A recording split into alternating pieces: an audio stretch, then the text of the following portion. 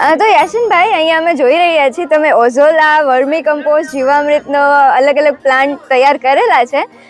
તો કોઈ પણ ખેડૂત મિત્રોને પોતાના જ ખેતરે આ રીતે નાના પાયે જો શરૂઆત કરવી હોય તો એ કઈ રીતે કરી શકે એ જણાવો. બે ત્રણ વસ્તુમાં આમાં થઈ છે કે અજોલાની અંદર આગા ખાન સંસ્થા પણ આવી બેટન કોટન તરીકે એક હકાલે છે. એની અંદર ગામ દીઠ 1 થી 2 આવી બેડું આપે છે. બરાબર, તો એના દ્વારા થઈ શકે છે. બીજા નંબરમાં તમે વેચાતી લઈ શકો છો, એ પ્રોવાઈડ થઈ જાય 500 700 થી 1200 જેવું તમારું ક્ષેત્રફળ, નાની મોટી સાઈઝ નો આવે ઈ. અને બિયારણ ગમે ત્યારે અમે અહીંથી આપીએ છીએ. હા, ઓઝલાનું કે ભાઈ કોઈને કરવું હોય તો ખાલી 250 ગ્રામ કે કિલો લઈ જાય એટલે બસ 10 થી 15 દિવસમાં કમ્પ્લીટ થઈ જાય. એને જે આપણે તૈયાર કર્યું છે કલ્ચર, એમાં શું શું નાખવું? હા, એની અંદર પેલા અડધું બેગ પાણી ભરી દેવાનું હોય અને માટી લેવાની 5 થી 10 કિલો. બરાબર, માટી લઈ અને અંદર તાજું છાણ લેવાનું 5 થી 10 કિલો. આ બે નો રગડો તૈયાર કરી કચરો, માટી, નાના પથ્થર આમાં રહી જાય. રહી જાય એટલે એની અંદર થી નીચે રહી જાય ને, બાકીનું ઉપરનું પાણી રહ્યું અંદર રાખી દેવાનું. એને 3 દિવસ સુધી આ પાણી તૈયાર થયેલું એટલે એનો ઓઝોન જે ગેસ રહ્યો ને, મિથાઇન ગેસ ઉડી જાય. તો 2 કે 3 દિવસ ની અંદર આની અંદર ઠરી જાય તે પછી ઓઝોલા નાખો, ન ઓઝોલા મરી જાય. બરાબર, એ ખાસ કાળજી. પાણી તૈયાર કરી પછી આપણે ઓઝોલામાં નાખો. હા, ઠંડુ પડી જાય, ગેસ નીકળી જાય પછી એની રીતે વધ્યા કરે. હા, એની રીતે જ 10 થી 15 દિવસ થશે ને લાખો બેડ કમ્પ્લીટ થઈ જશે. ઓકે, હા. એનો ઉપયોગ કઈ રીતે કરવાનો? હવે એનો ઉપયોગ પશુપાલન ની અંદર પ્રોટીન માટે ખાસ છે. આ તો પ્રોટીન નો ભરપૂર ભંડાર કહેવાય. તો એ ભંડાર ની અંદર 100 ગ્રામ પશુ દેવાનો. કેટલા દિવસે આપણે કાઢી શકીએ? બસ 20 થી 15 થી 20 દિવસે કમ્પ્લીટ થઈ જાય. ઓકે, પછી રોજ આપણે લઈ શકીએ? હા, રોજ. કારણ કે આખો 15-20 દિવસમાં તમે જોઈ રહ્યો આખો બેડ કમ્પ્લીટ થઈ જાય.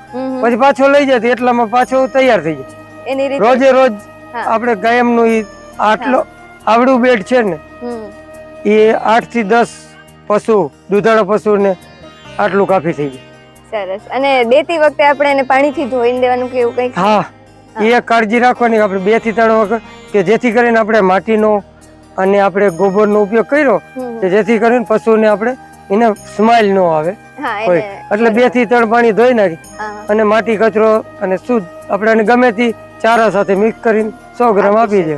તો જ્યારે આપણે લઈએ એક વખત કલ્ચર નાખ્યું પછી એને બીજી વખત નાખવાની જરૂરત નથી પડતી. પછી આજીવન ચાલ્યા રાખે. આજીવન. હા, ક્યારેક તાપ તડકો પડે તો એની રીતે થોડુંક મૃત્યુ થઈ જાય પણ પાછો જીવિત થઈ જાય. ને પાણી તમારે દર 15-20 દિવસ પાણી બદલાવતું રહેવાનું. પાણી બદલાવવાનું. કે આ નીચે તો અહીંયા એક નળી રાખી દે, એથી પાણી કાઢી લેવાનું, નવું પાણી ભરી દેવાનું. નવું ભરી દેવાનું 15-20 દિવસ. 15-20 બાકી પછી ચાલ્યા કરે. અને તો આપણે તમે જેમ કીધું કે 5-6 પશુ કે 7-8 પશુ જેટલા હોય તો ખાલી ઓઝોલા ઉપર આપણે એને પૂરું કરી શકે? એની અંદર આપણે માની લો કે આપણે પૌષ્ટિક આહારમાં બહુ દોડી છે, આટલા ટકા આયરન આવે આ તે, તો આપણે સાદો ગોળ હોય, સાદો ગોળ અને આપણે ઘઉંનું ભૂસું હોય, ખાલી પરાર, ઘઉંનું પરાર સાથે આ આપું છું.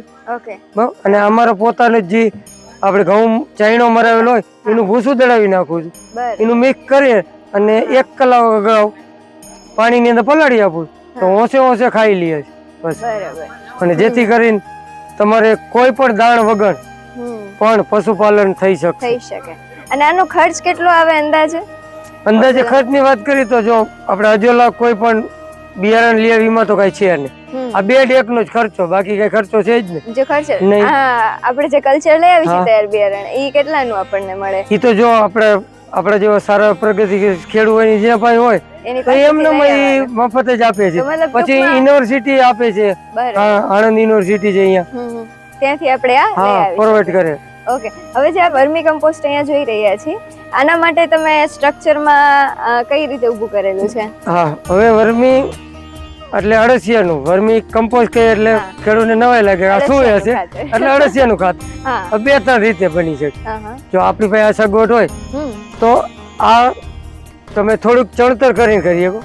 આ ચણતરના 2-3 ફાયદા કે અળસિયા ખાવા માટે સુવર, ભૂંડ આવતા હોય, પછી પાણીનો પ્રશ્ન, પાણી ભરાઈ જાય તો આની અંદર સહેલાઈથી અંદર એટેક ન કરીએ અળસિયા ખાવા. હા, તો એના માટે આ સ્ટ્રક્ચર બને છે.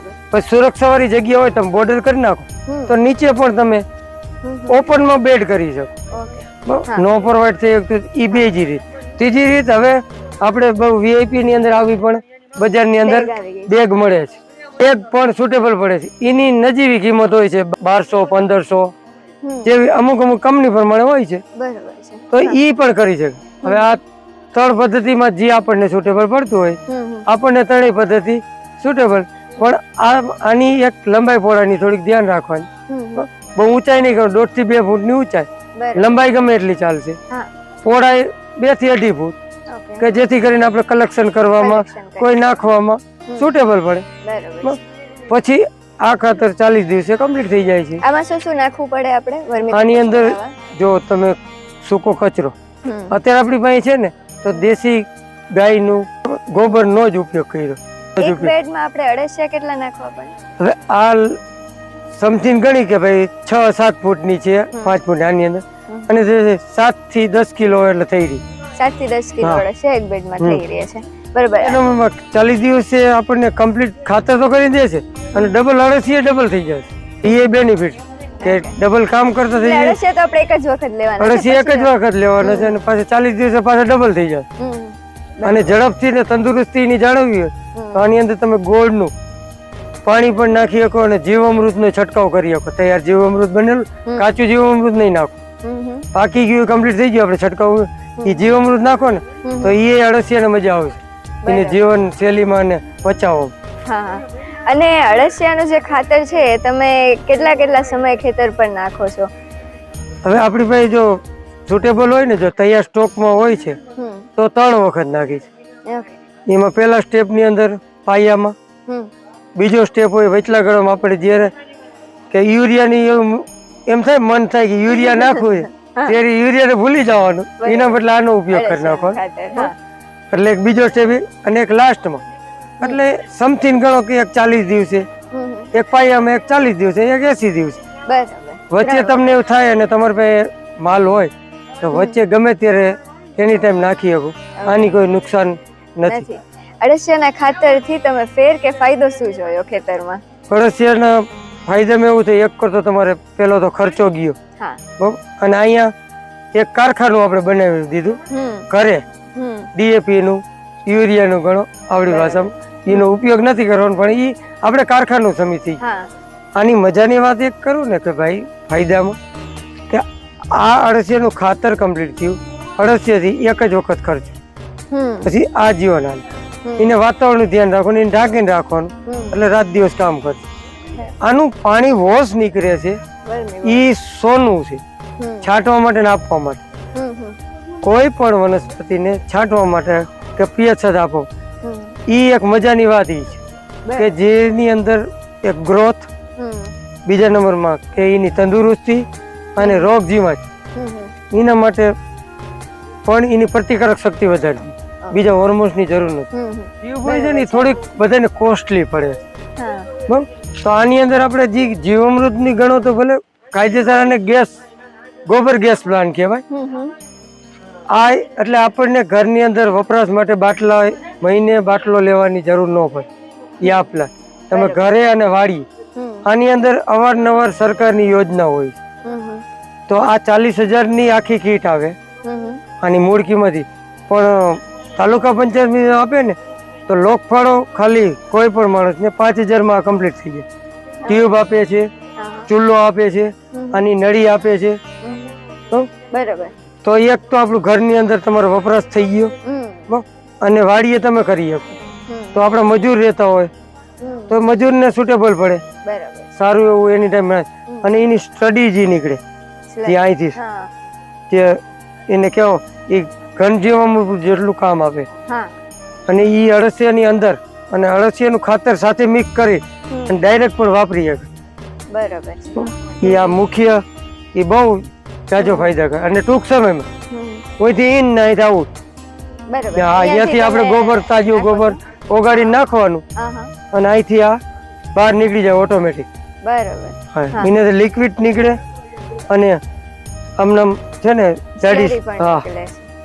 ઓકે, તો આજે આપણું જીવામૃત આમાં તૈયાર થઈને મળી ગયું છે ને અહીંયા આપણને. હા, વર્મી વોશ અહીંથી તૈયાર જે થાય ને એ વર્મી વોશ આમાં નાખું છું, અને આનું લિક્વિડ આમાં ભેગું કરું. બરાબર. હા, ભાઈ મિક્સ કરીને તમે આપો છો. હવે અહીંયા આપણે જોઈએ છીએ કે તમારું મોડેલ ફાર્મ પણ છે અને આ રીતના અલગ અલગ તમે સ્ટ્રક્ચર પણ ઊભું કર્યું છે. તો સરકાર દ્વારા તમને કઈ કઈ બાબતમાં સહાય મળી છે? હવે આ લગભગ જેટલી વસ્તુ છે ને એ ટોટલ સહાય ઉપર છે. અમુક સસ્તા કામ કરે છે, અમુક સરકારી છે, પણ વસ્તુ અત્યારે હવે આપણી કમનસીબી ગણી કે દુર્ભાગ્ય ગણી આપણે લેતા નથી કોઈ પણ ખેડૂત, પણ લેવા માટે આપણને કોઈ દેવા નહીં દેતા નથી એવું કહી છે, પણ લેતા આવડતું નથી. તો જે તે વસ્તુ હોય કે બાગાયત ખાતું છે, પછી ગામ સેવક છે, સસ્તા આગા ખાન છે, આત્મા છે, એવી સંસ્થાએ તમારે કાયમી માટે સંકળાયેલું રહેવું, જોડાણ રહેવું જોઈએ. કયો હોય છે અત્યારે હવે એજ્યુકેશન અને ઇન્ટરનેટનો જમાનો, એને તમારા નંબર દેવા જવા પડે કે ભાઈ હું આ જગ્યાએ છું, હું આ માણસ છું, મારે આવું કઈ કરવું છે.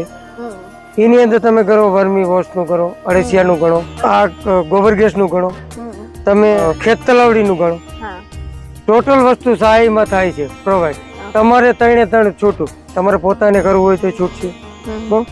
પછી 50% સબસિડીમાં આવે અને ઓલરેડી હાવ મફતમાં આવે. 25% ખાલી લોકભાડી છે, પણ તમારે મહેનત તમારે કરવી પડશે. બરાબર છે. આમાં આપણને વર્મી કમ્પોસ્ટમાં કેટલી સહાય મળેલી? એ આગા ખાન તરફથી છે ને, તમે બોર્ડ ઉપર જોઈ શકો તો 2022-24 ની અંદર હતું એ 30,000 ની આસપાસ હતી. એની અંદર જેટલું નથી બન્યું એટલું, બાકીની મહેનત બધી આપણી રહી. બરાબર.